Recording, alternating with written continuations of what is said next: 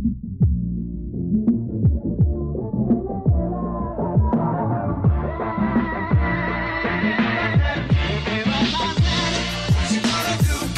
guys, sorry for interrupting. I'm Looney Evans Jr. alongside Jackie Torres. And today is our 13th episode and the second episode on YouTube. Our podcast is now visual, and if you're listening and not knowing this is your first time hearing about this, you can now visit us on our YouTube channel at Sorry for Interrupting Podcast on YouTube.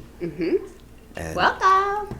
Our first YouTube video was actually not recorded the way it's recording now, where we're sitting down talking with microphones. We were actually on not a road trip, but we were going to visit my aunt in Atlantic City for her 60th birthday with some family. And I do apologize if the audio was bad. It doesn't sound as clear as it does now because we do have microphones. Yes, and also like it got dark. Oh yeah, it did get dark. We didn't have proper lighting. But we said it in the video. We said it's we have to record quick. Yeah, because the sun was coming down. and watching it was like dark.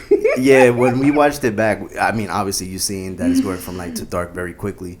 But it's also my fault because I didn't adjust the ISO in the camera itself. So that could have been a fix where it can help the image be brighter. Yeah, and we didn't use the light. Yeah, we didn't use the light. I tried to use the light. Yeah, it was our first time. Yeah. I mean, it's not my first time recording visually, but in a car, holding the microphone at the same time. That was the first time I've ever done that. It was good. I thought it was good, and if you haven't seen it, go visit, subscribe if you haven't already. Like, subscribe, comment. Oh my God. So now you can actually see we need the pop-up. Wow. Wow. Okay. Okay. Well, I wanted to get more insight into what you probably thought for your first time seeing yourself on YouTube and then sharing it with the world, with your friends, family, and people you don't know. What was that like?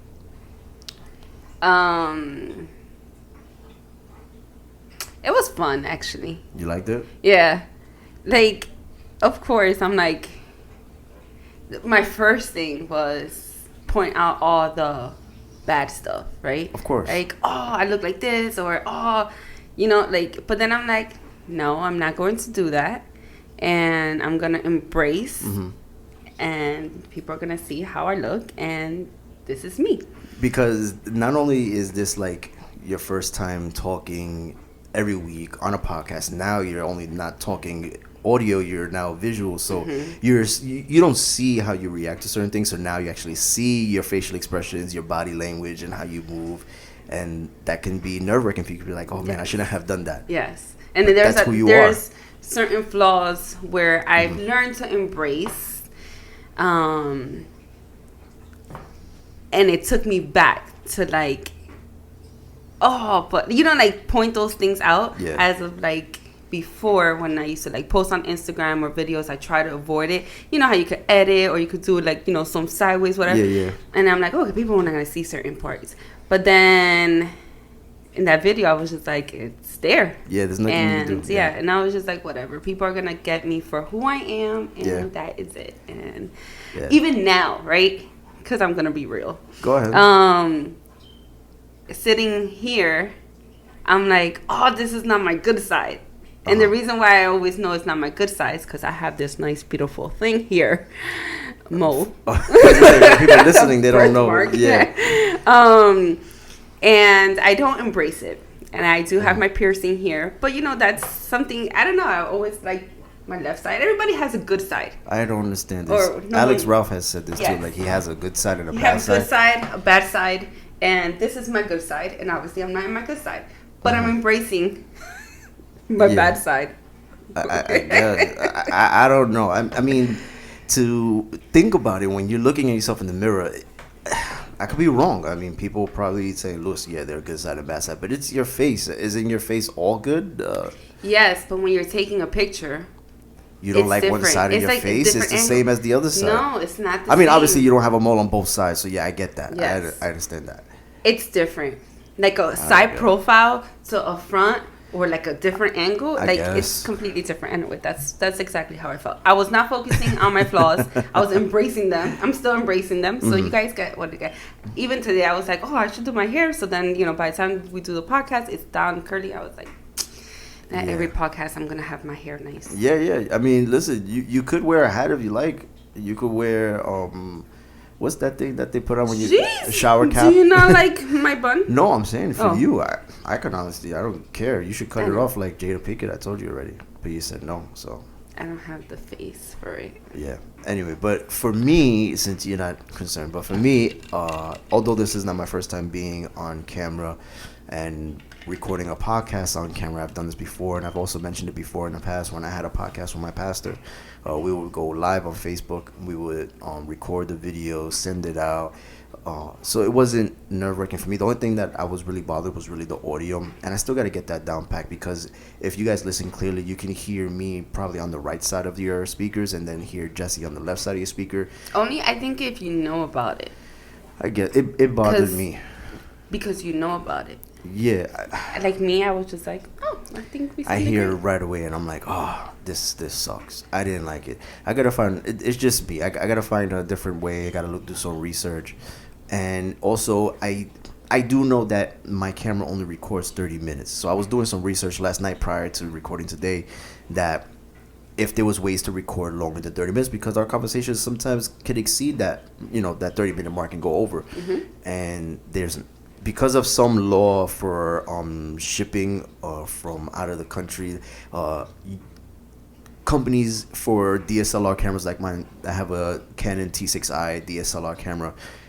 By law, I know this is not for anybody, but whoever's listening that knows stuff about cameras, they can't exceed past 30 minutes to record, because then it's considered a video camera, and then the price of shipping and transferring goods, it exceeds more, and it's more money, it's more expensive, so they cap it at 30. So when we were recording, we're capping at 30. yeah, until I can figure something else out. Excuse me. I can't go past 30. So once this video ends at 30, the video ends at 30, and I apologize if we go beyond that and then you don't hear the rest of it, or see the rest of it rather. I apologize. It's on me. So I take it, but we're trying to keep it. My whole thing is that this is still brand new to us. We're trying to figure things out to give people a different visual and different perspective of us, not only just audio, but visual for YouTube. So I do want to thank you guys for tuning in. For those who watch, I think we got over 83 views for our first video, which was amazing. Yay. And I appreciate everybody watching. Even if you didn't watch the whole thing and you were just curious and you clicked on it, you saw 2 minutes, like, oh, this is whack, and you turned it off. Thank you for those 2 minutes. I appreciate it. And I don't care. I do care. Yeah. But I don't care if you watch for 2 minutes, if you watch for 2 minutes. You guys show support. Yeah. You guys saw that we were out there. So. And for the people that continue, for the people that continue to share the audio version too, we saw that the numbers were almost the same as last week, but it was weird because the numbers were almost the same as last week for audio, but because we added visual, it added more numbers. So I don't know if people were actually listening and watching at the same time, or said, you know what, I listened to the podcast, let me see what it looks like. So we appreciate that.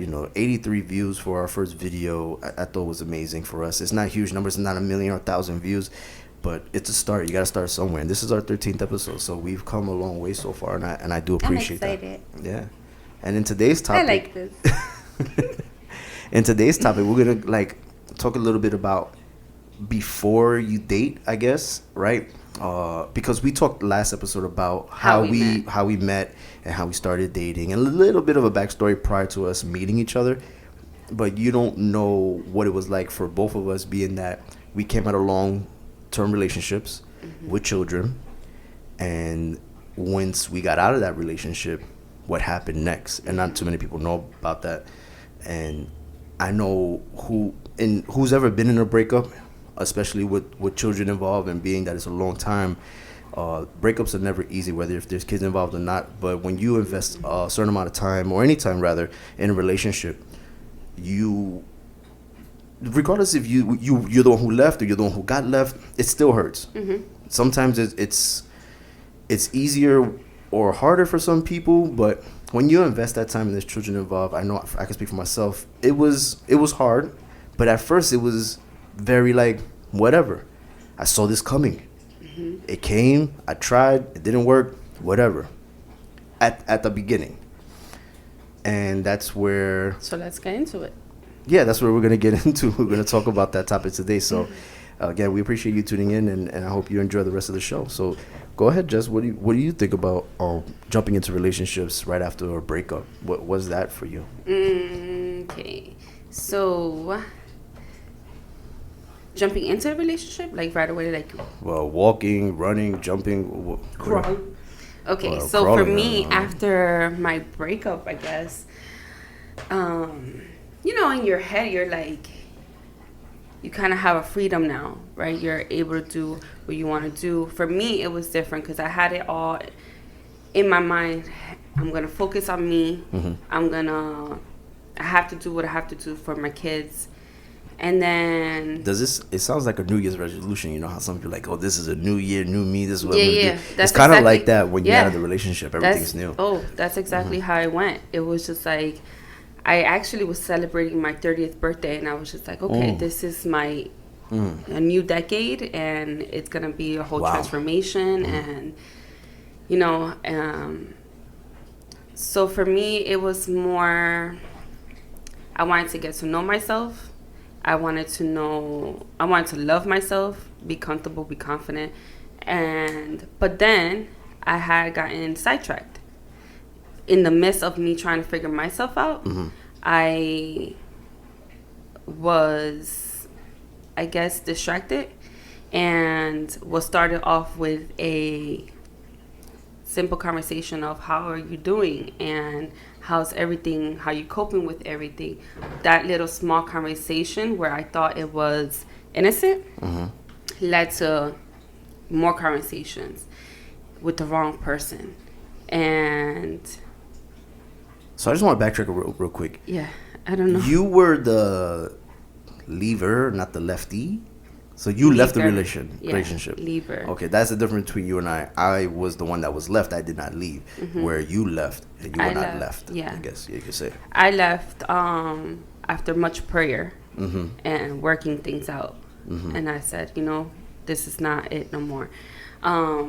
But then I'm like, okay, I have to do for me and my daughters. And I'm going to do everything possible. And I didn't think anything was possible because I'm like, how do I get myself out of a relationship and start becoming like independent now? Yeah. When I was so dependent. And the lifestyle you're used to and the things that you were doing. Yeah. And it was like basically just starting over again, but now with 2 kids, because before I didn't have, you know.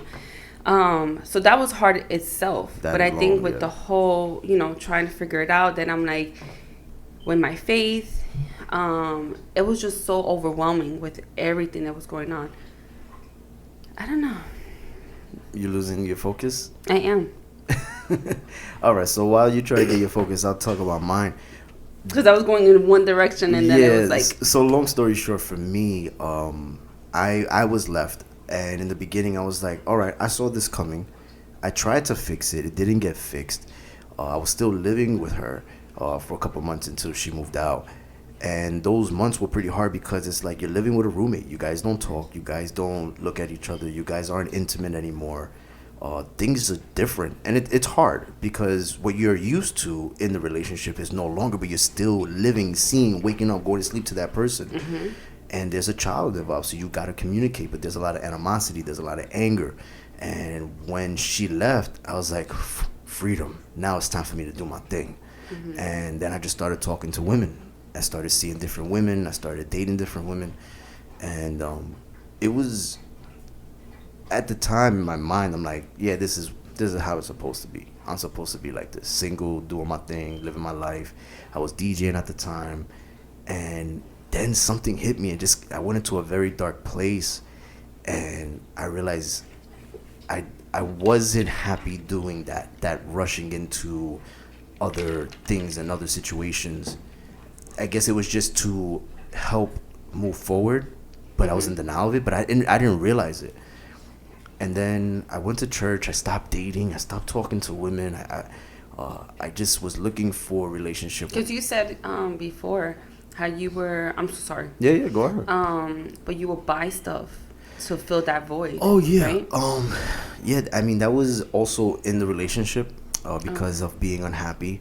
I was buying stuff to fill that void and that happiness, and it was really putting me in debt. And it did put me in debt. I was probably like 35, maybe $40,000 in debt, and it was just buying stuff, selling stuff, buying stuff, buying a car, selling a car. It's just a lot of stuff that I shouldn't have done that I did to make me happy while I was in the relationship.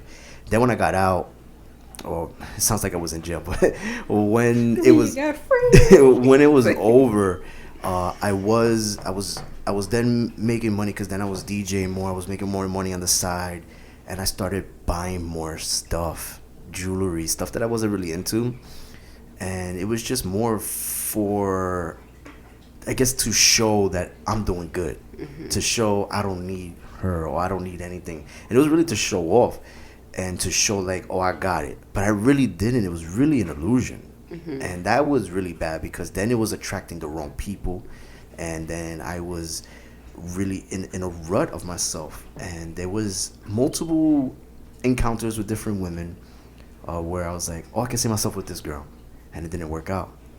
And it was just rushing and just hitting a brick wall every time. And it wasn't like, I think I said this last episode too, it wasn't them, it was more me. I know that sounds cliche. It's not you, it's me. It's me. But it really was. I wasn't ready for a relationship, and I needed that time alone. So I took that time. I started going to church a lot.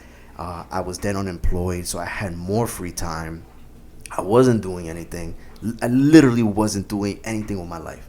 When I didn't have my son, I literally sat and watched movies and TV shows. I went to the gym. I lost weight, but it was really doing nothing. And then I started taking it slow. Started like after like the second year of being single, I was just taking it slow. And then I was dating.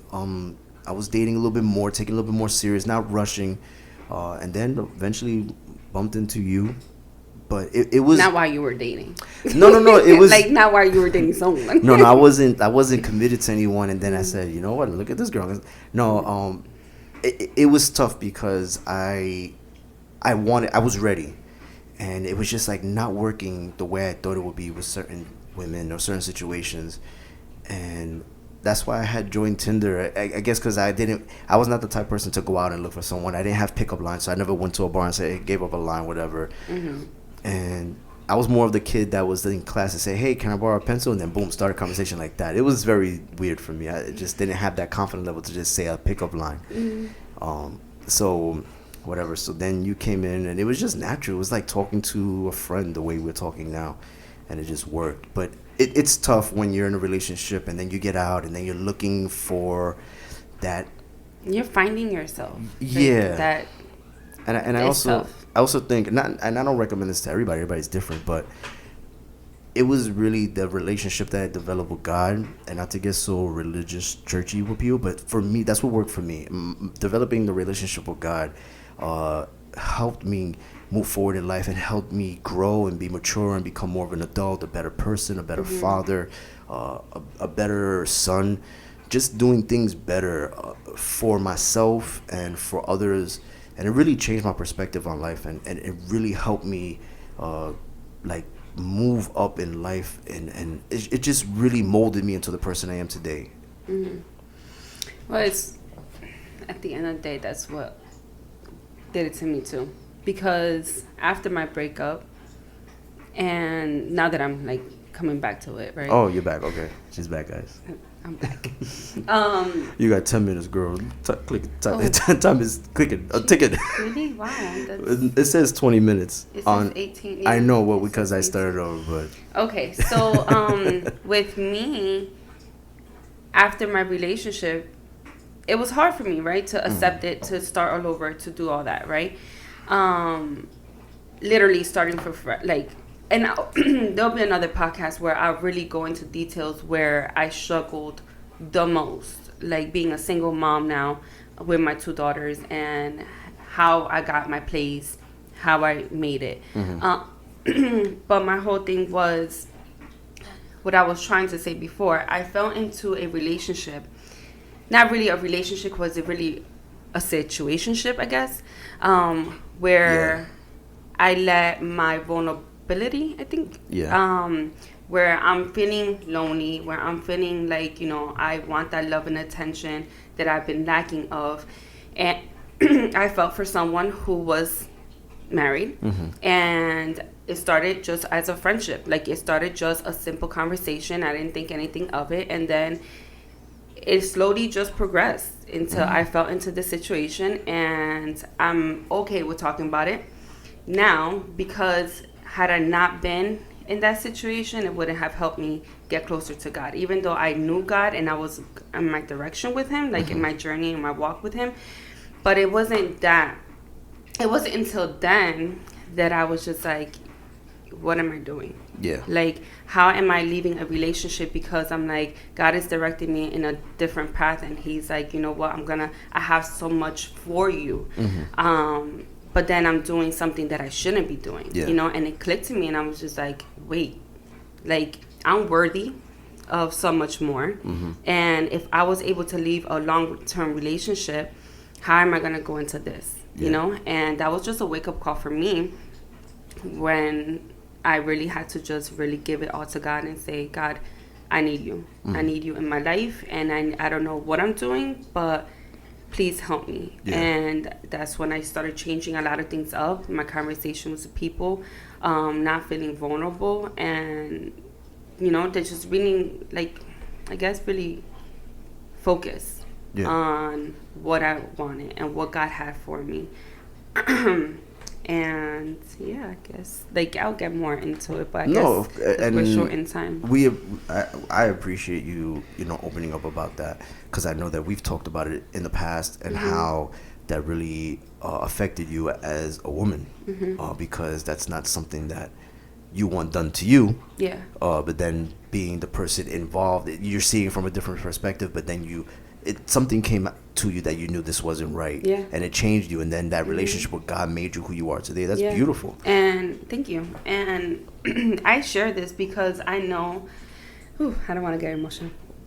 If you don't know this by now, Jessie cries for everything. But there's so many things that us women go through, and I share this because I know I'm not the only one to go through definitely it, not. you know? Yeah. And if you're going through this situation where you're feeling vulnerable and you're feeling like, well, there's somebody out there, there is, or not even there is somebody for you, but you loving yourself and you valuing yourself, and having a relationship with God, that's one of the only most important relationship that you can have, you know, having that relationship with God and loving yourself and you knowing your worth, and everything else will come into play, which in my situation, you came after I let go of so many things, and I was loving myself, and I was knowing who my self-worth and my self-love and all that. So I'm not letting my past shame me from talking about it where I can help somebody else. That's why I share, and many people be like, how can you share that? You know? Well, and also too, your past doesn't define you either. Yeah, it doesn't. Know? And it just, you know, if anything that I could bring to anybody, I could, like, you know, I am. And no, that's beautiful. And I know this is something that you've spoken about at a gathering, I think you would say. The women's conference. Yeah, you and your sister.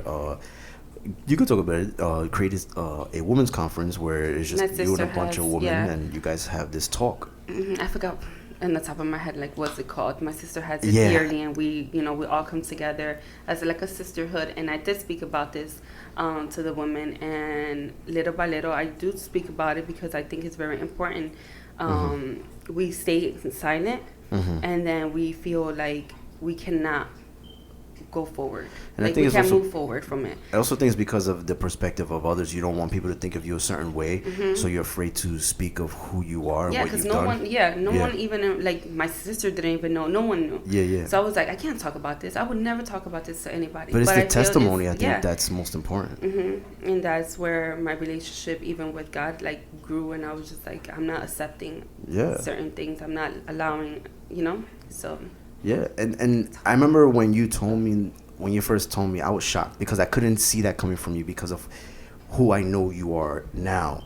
So to see who you were prior, even when you used to tell me when you were younger and you would be the ones always in fights, and your sister would tell me, like, you would always fight people and be in brawls with other women, and I'm like, Jessica? really? And your sister be like, yeah. And I'm like, I would see that from you, from Jen, but you're like, no, not me. It was Jess. And it's just a whole different. And I was like, man, I wish I met you when you were a teenager. I want to know who this person was, because the person you were is just too nice, too warm-hearted. Like, I can't even see you hurting a fly, really. And sometimes it frustrates me, because when we drive, you're just like, oh, just let them go. Let them go. The person just cut me off, almost died. I got to teach that person a lesson. No. And you're like, no, Louis, stop. And I'm like, I hate driving with you, but I love driving with you because I can't drive the way I want to drive. So when I'm not driving with you, I'm very happy, because when people cut me off, I do what I have to do. But you just, no, let them go. Let them go. Shh, Well, girl, listen. throughout the years, I learned to have more patience. And that's why I love you, because I don't have that patience. It's the balance. We always talk about that. It sounds like Thanos from Marvel is this balance. If you guys don't know, Marvel, he talks about the balance in the universe, whatever. But anyway, yeah, Jessie balances me out and the relationship out. She's great, and like, You're awesome too. I really appreciate you telling that. I didn't expect you to tell, because we talk about what we're gonna say I in the wasn't podcast. expecting to share all that. Yeah, either. no, So it's that's why awesome. I'm like, in the beginning, I was like, oh, I caught myself, and I was just like, Oh, that's what it was. Yeah, Ah, okay. I was like, I don't know.